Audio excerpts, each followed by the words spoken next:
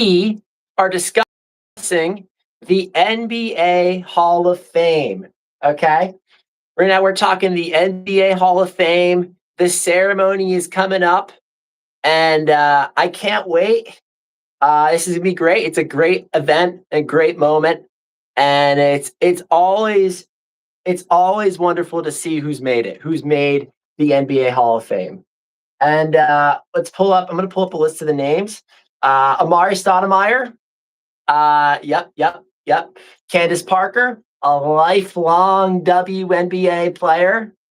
Alina Deladon, Shamik Holdswa, of course, all-time NBA head coach Doc Rivers and Mike D'Antoni. Mark Few, he was head coach of Gonzaga, and referee Joey Crawford. And get ready for this: the 1996 United States Women's Olympic team. Okay, everyone, I'm not going to lie to you. WNBA is actually getting pretty exciting. I'm getting pretty excited with all the news. I'm not going to get into what the news is, but with all the surrounding news and all of the, the different dynamics, it gets exciting sometimes to see who's winning and who isn't. Like it's, I will admit, I've actually slowly liked WNBA over the years. I've slowly liked it. And obviously you got to have respect, for the sports. It's a men's, the NBA sport, and of course, WNBA. When there's men's sports, you respect it. Women's sports, we respect it. It's we respect that. We respect that. If we're talking about NBA Hall of Famer or WNBA Hall of Famers, if we're talking about all time, like Naismith, the Naismith Hall of Fame, right? For the Basketball Hall of Fame, which, fun fact, my roommate from college, when this past year, he went up with a club, and they went to the Hall of Fame, and he was interesting. He was showing me, he was putting his hand, he'd put his hand right in it, like right inside of like the palm. You could put your hand on the palms of like basketball players in their size hands. It's pretty insane. If we're talking about like future Hall of Famers, I'm going to be honest with you. Many players make the Naismith Hall of Fame. You could score almost 0 points a game and make it. But if you were an incredible teammate, you absolutely deserved it. I love the NBA, and you could make the Hall of Fame. Sure, as a player who isn't as good as others. I want everybody to put this into perspective. I played basketball a lot in high school. I played with people. I went to Sixers camp. I played at Sixers camp, won best defensive player, and I'm not I'm not saying I'm better than everyone else. I'm not going to do that. But here's what I'm going to tell everyone right now. Open up your mind and think about this, okay? The worst NBA Hall of Famer, the worst NBA player would absolutely destroy 1v1 in basketball the best non-college, non-professional basketball player. The worst one would do that. Seriously. I've seen videos of people, like, these guys say, "Oh, I went to the Warriors tryout. I tried to see if I could make it." Guys who were destroying like really tall, good players in person themselves were getting absolutely finished. They were just finished. They couldn't even. Did you see? I'm a fan of this YouTuber, Jesser the Laser.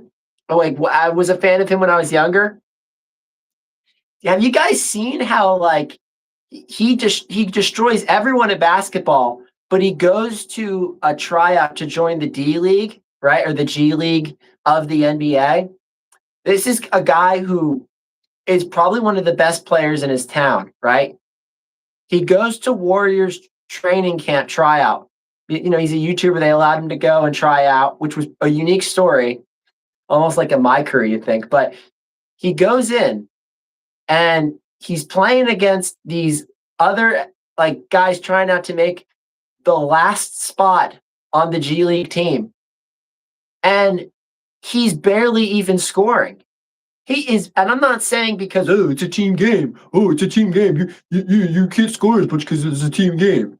I'm saying that he himself, who scores on people all the time on videos, all the time, I think he's regarded as like the best non-professional NBA YouTuber, and he goes into the tryout, right?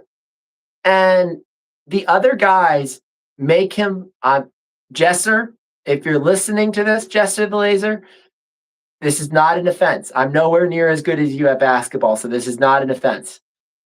He makes he literally just takes like one or two shots, and the rest of it he's being absolutely covered. Like he can barely even move. That is like the defense around him is solid. It's insane, and you wonder about this stuff. And so to make the NBA Hall of Fame is already better than just being in the NBA, and being in the NBA is already better. Just being on a G League team is already better than being any player that isn't on a G League team. That's why I find the NBA Hall of Fame pretty cool about that, because it's not as easy as people make it seem. It's really not. It really isn't.